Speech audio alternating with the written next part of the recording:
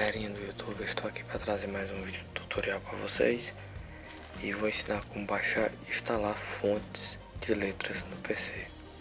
Primeiramente, vocês vão nesse site que eu vou deixar o link na descrição.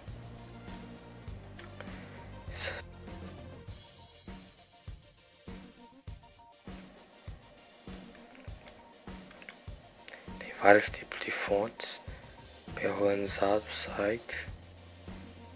Você escolhe o tipo de fonte, a fonte que você quer baixar, clique em baixar.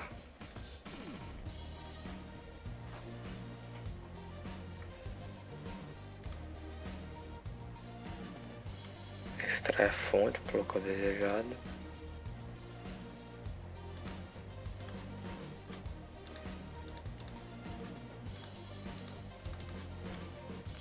Para instalar é o mais fácil, só vem clicar com direito e instalar.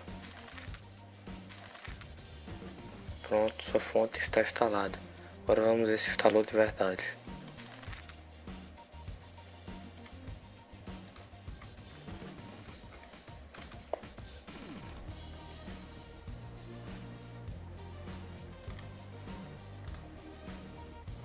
Está o nome da fonte, Dragon.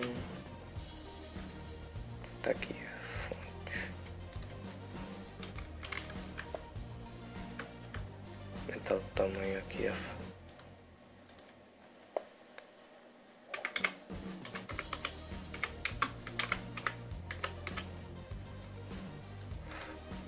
fonte. E a fonte Dragon X. E a fonte que nós baixamos foi essa fonte Dragon X que nós acabamos de instalar. Bem, peço para se inscrever no canal. Vídeo curto.